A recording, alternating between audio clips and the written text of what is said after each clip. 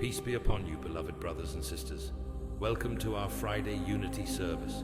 Tonight, beneath the quiet sky, as lanterns gathered to remember who we are and why we are here. The Forerunner community is not a sect, not a nation, not a tribe or religion. We are a fellowship of souls who heard the call of the beloved in this age of confusion. We are the ones who dare to awaken while others sleep, who seek unity while the world is torn apart. Our mission is simple, but it is vast. To remember the one who created us in love, to carry that love into the deserts of division, to become bridges where others build walls, and to light the path home, not only for ourselves, but for all who are lost in the storm. Every Friday night we gather, not in a temple, church, or mosque made of stone, but of the heart. We gather to remind one another that we are not exiles in this world. We are the seeds of the forerunners of the dawn. Tonight, as we enter the Unity service, let us open our hearts, lay down the weight of the week, silence the noise of the world, and listen for the whisper that has called us from the beginning. You are not forgotten. You are loved. You were made for more. Now, let us turn to the fireside, where we hear the stories and wisdom that carry us forward, followed by a live panel discussion and concluding with dhikr, remembering the divine essence. Until next week, may the everlasting blessings of the Eternal One be on all of us. فبأي آلاء ربكما تكذبان. Good evening, beloved brothers and sisters. Gather close to this image. A wise man sits in the shadows of night. His stomach aches with hunger. His body cries out for food. Plate after plate is brought before him, but each plate hides the same truth. Within every offering lies a trace of poison. What does he do? The fool would eat quickly, desperate to silence the hunger.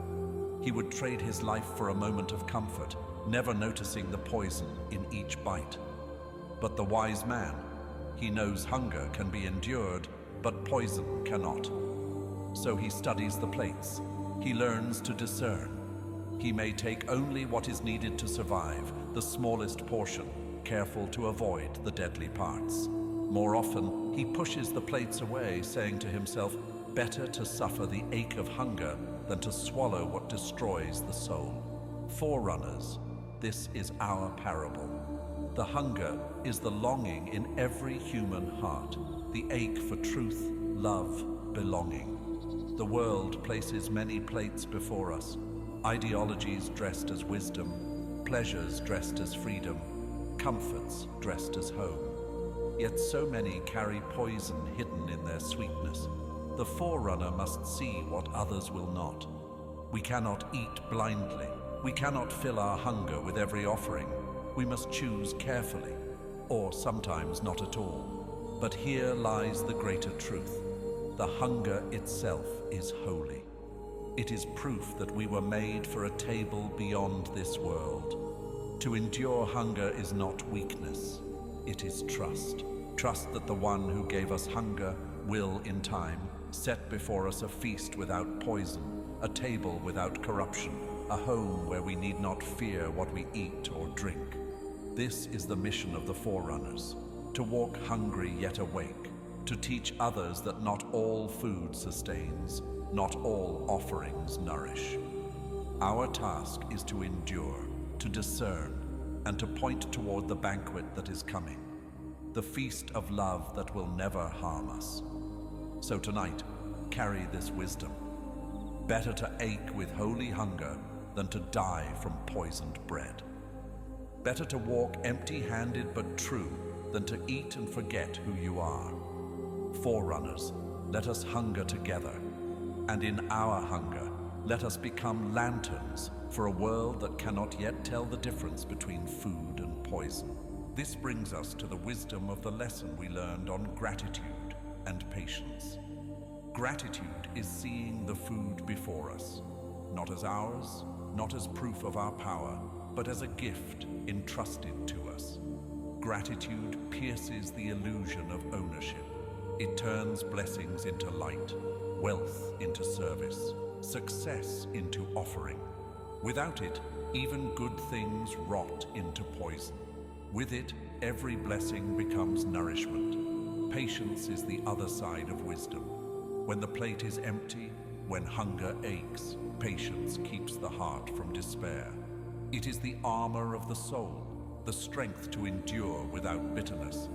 Patience takes deprivation and transforms it into dignity.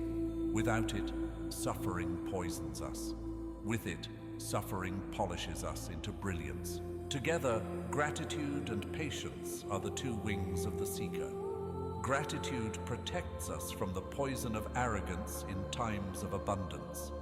Patience protects us from the poison of despair in times of deprivation. And so, the parable of the starving wise man lives within this teaching.